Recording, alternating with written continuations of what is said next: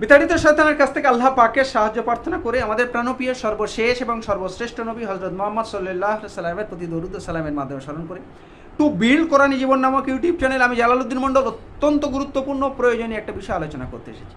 আজকের আলোচ্য বিষয় সিয়ামের গুরুত্ব, importance of Siam or fasting. Fasting বা সিয়ামের গুরুত্ব কি আমরা জানি মানব জীবনে। এই বিষয়টা নিয়ে আমি আলোচনা করতে গিয়ে আমি পবিত্র কোরআন পাকের মাধ্যমে শুধু যেটুকু পেয়েছি আমরা সেই নিয়ে আলোচনা করব, একটু রিয়েলাইজ করার চেষ্টা করব আমরা যেভাবে সিয়াম পালন করছি সেটা কি গ্রহণযোগ্য হচ্ছে আল্লাহ পাকের কাছে, আল্লাহ পাক কোন সিয়াম আমাদের কাছে চান আমরা উপলব্ধি করব। আমরা জেনেছি আল্লাহ পাক পবিত্র কোরআন পাকের মধ্যে হুকুম দিয়ে দিয়েছেন, হে বিশ্ববাসী তোমাদের জন্য সিয়ামের বিধান দেয়া হলো, সিয়ামের হুকুম দেয়া হলো, বিধান দেয়া হলো যাতে তোমরা সাবধানী, মুত্তাকি, পরেজগার, আদর্শ মুমিন হতে পারো। তাহলে আমাদের সিয়াম পালনের গুরুত্ব এই জন্য দিয়েছে, হুকুম দিয়েছে যাতে কি জন্য আমরা যাতে মুত্তাকি হতে পারি, ফরেজগার হতে পারি, আদর্শ মানুষ হতে পারি। কদিনের জন্য তাও বলে দিয়েছে, নির্দিষ্ট কয়েকদিনের জন্য। কাদের জন্য ছাড় আছে সেও বলে দিয়েছে, যারা অসুস্থ সফরে থাকবে তাদেরকে ছাড় দেয়নি, তারা অন্য সময় পূরণ করার জন্য আদেশ দিয়েছে। একান্ত যাদের পক্ষে সিয়াম রাখা, রোজা রাখা সম্ভব না তারা ফিদিয়া দেবে, একজন দুস্থ মানুষকে একদিনের খাদ্য দেবে। সে বিধানও আল্লাহ পাক সূরা বাকারার 184 নম্বর আয়াত আল্লাহ পাক জানিয়ে দিয়েছেন। আবার কি বলে দিয়েছেন যে এই রমজান মাসে এই কোরআনটা প্রেরণ করা হয়েছে কোথায়? রমজান মাসে, পবিত্র মাসে, রমজান মাসে ন্যায় অন্যায়ের মীমাংসা, সত্য সঠিক পথের পথ প্রদর্শন করার জন্য ন্যায় অন্যায়ের মীমাংসা রূপে আল্লাহ পাক কোরআন প্রেরণ করেছে। তাই যখনই এটা পেয়েছে তারা যেন অবশ্যই রোজা রাখে, সিয়াম সাধনা করে সেই মুত্তাকি, সেই পরেশগার, আদর্শ মানুষ হতে পারে। তাহলে এই জন্য আল্লাহ পাক এখানে বলেছেন সিয়ামের গুরুত্ব আল্লাহ পাক এটা দিয়েছেন। যে সিয়ামটা তাহলে কি? যে সিয়াম পালন করে আমরা মুত্তাকি, পরেশগার, আদর্শ মানুষ হব। সিয়াম শব্দের অর্থ বিরত থাকা। আমাদের বিরত থাকতে হবে। আমরা কোথা থেকে বিরত থাকব আমাদের জানতে হবে।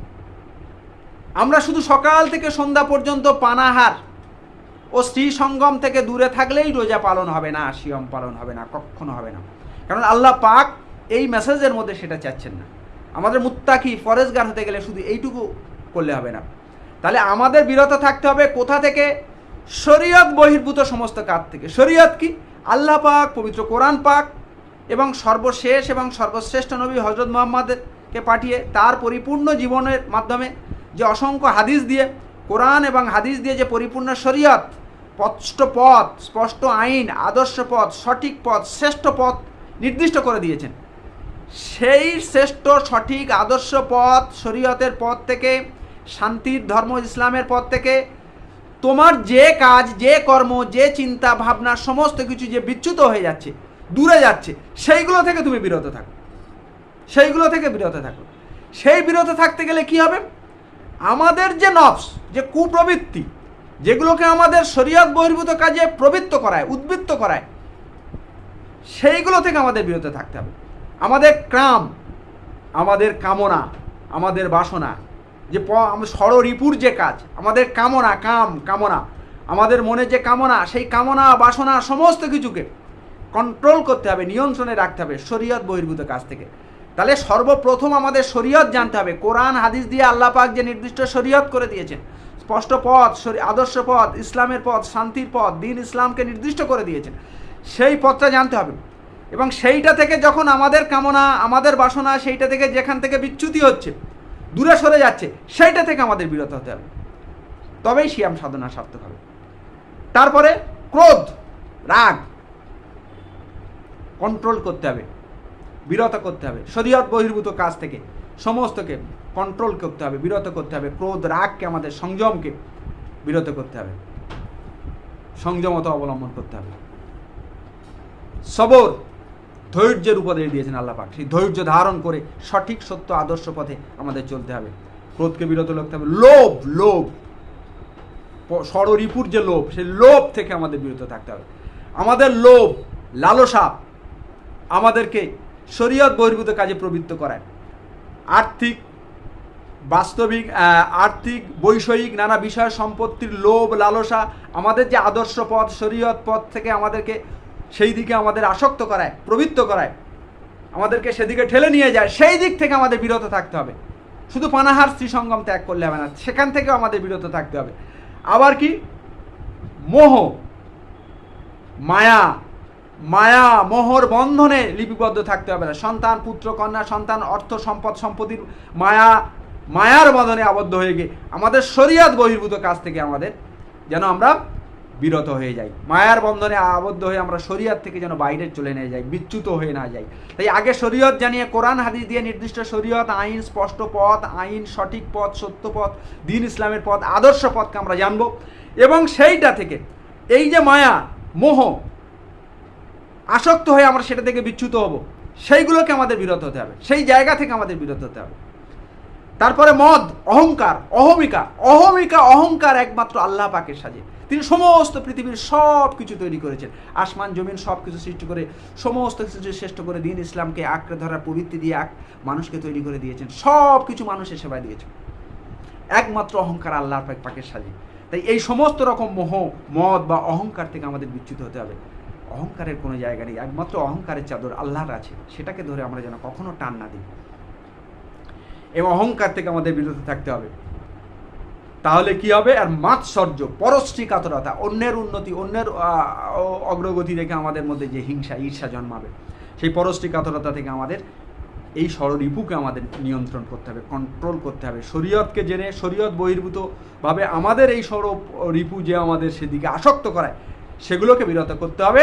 আমাদের পানাহার এবং স্ত্রী সঙ্গমের সঙ্গে সঙ্গে এগুলো আমাদের করতে হবে। তবে আমাদের সিয়াম বিরত থাকাটা সার্থকতা পাবে। আমরা তবে আল্লাহ পাক যেটা চেয়েছে সাবধানী মুত্তাকি হওয়ার জন্য যে সিয়ামের বিধান দিয়েছে, সেটাকে আমরা সাফল্য অর্জন করতে পারবো, সেই সফলতার দিকে আমরা এগিয়ে যেতে পারবো।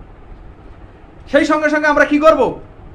আমাদের যে 10টা ইন্দ্রিয় আছে, 10 ইন্দ্রিয় যেটা আছে, চক্ষু, কর্ণ, নাসিকা, ত্বক, জিহ্বা, 5টা জ্ঞানেন্দ্রিয় আছে। চোখ, আল্লাহ পাক চোখ দিয়েছেন, নির্দিষ্ট করে দিয়েছেন শরিয়াত। আমাদের শরিয়াত বহির্ভূত কোনো কিছু আমরা জিনিস দেখব না, আমরা যে কোনো জিনিস আমাদের লক্ষ্য থাকবে না। আমাদের চোখকে নিয়ন্ত্রণ করতে হবে, চোখকে নিয়ন্ত্রণ করতে হবে শরিয়াত বহির্ভূত সমস্ত কুকাজ থেকে, কুকর্ম থেকে, কুদৃষ্টি থেকে, ভালগার আই থেকে চোখকে নিয়ন্ত্রণ করতে হবে। কানকে নিয়ন্ত্রণ করতে হবে, যে কোনো জিনিস শোনা যাবে না, যা কিছু বলা যাবে না। আমাদের জিভকে নিয়ন্ত্রণ করতে হবে, আমাদের কণ্ঠকে নিয়ন্ত্রণ করতে হবে, কথাবার্তা শালীন বলতে হবে, অশালীন গীবত, পরনিন্দা, পরচর্চা থেকে বিরত করতে হবে। শরীয়ত বহির্ভূত কাজ, অন্য এই কাজগুলোকে আমরা সেগুলোকে কন্ট্রোল করতে হবে, নিয়ন্ত্রণ করতে হবে। আমাদের শোনা যেমন শ্রবণেন্দ্রিয় নিয়ন্ত্রণ করতে হবে, তারপরে আমাদের জিহ্বাকে নিয়ন্ত্রণ করতে হবে। আমাদের কথা বলা, আল্লাহ পাকের আদর্শ, আল্লাহ পাকের মহিমা, গুণকীর্তন, কোরআন হাদিস, এগুলো ছাড়া আমাদের কথা বলা যাবে না। গীবত, পরনিন্দা, পরচর্চা, ঝগড়া, মারামারি, এইসব বিভিন্ন কিছু করা যাবে না, নিয়ন্ত্রণ করতে হবে। শরীয়ত বহির্ভূত কাজ থেকে বিরত রাখতে হবে, এগুলোকে বিরত রাখতে হবে। নাককে, যে গন্ধ শরীয়ত, যে স্মেল, যে গন্ধ শরীয়ত করেছে, সেই গন্ধ নেওয়া যাবে না। ভালো আদর্শ স্মেল, আদর্শ গন্ধ, যেগুলো যে সুগন্ধ শরীয়ত অ্যাকসেপ্ট করে, সেই গন্ধ পেতে হবে, সেই গন্ধ পেয়ে শান্তিন্য পেতে হবে। নাককেও নিয়ন্ত্রণ করতে হবে, ত্বককে নিয়ন্ত্রণ করতে হবে। যা খুশি করতে পারি না, শরীয়ত দিয়ে নির্দিষ্ট করে দিয়েছে যে আদর্শ, সেই কাজ আমরা করব, সেই কাজের বহির্ভূত কোনো কাজ আমরা স্পর্শ করব না, নির্দিষ্ট করে দিয়েছে। সেই সঙ্গে সঙ্গে আমাদের আবার যেগুলো হস্ত, হাত, পা, লিঙ্গ, মুখ, সমস্ত যেগুলো আছে, কর্মেন্দ্রিয় আছে যেগুলো, সেগুলোকে সমস্ত নিয়ন্ত্রণ করতে হবে। যা খুশি কাজ আমরা হাত পা দিয়ে করতে পারি না, আমার লিঙ্গ দিয়ে যা কিছু করতে হবে, কন্ট্রোল করতে হবে, নিয়ন্ত্রণ করতে হবে। শরীয়ত জেনে শরীয়ত থেকে বিচ্যুত হয়ে যাচ্ছে কোনটা, আমাদের অ্যালার্ট থাকতে হবে, সচেতন থাকতে হবে, হয়ে আমাদের মুত্তাকি পরেজগার আদর্শ মানুষ হয়ে আল্লাহ পাকের কাছে যেতে হবে। তাই আমরা শুধু বাহ্যিক শুধু উপবাস পানাহার শুধু ত্যাগ করার সঙ্গে সঙ্গে এইগুলোকে সমস্ত কিছু নিয়ন্ত্রণ করব, এই আশা রেখে সঠিকভাবে সিয়াম বা বিরত থাকতে পারবো। তাহলে আমরা সমস্ত কিছুকে বিরত থেকে আদর্শ মানুষ মুত্তাকি ফরেজগার হয়ে আল্লাহ পাকে যে উদ্দেশ্যে সিয়ামের বিধান দিয়েছে, রোজার বিধান দিয়েছে, সেই উদ্দেশ্যকে পালন যেন আমরা সবাই করতে পারি, আর সারা পৃথিবীর কাছে এই বার্তা পৌঁছে দেওয়ার আবেদন করে আমি শেষ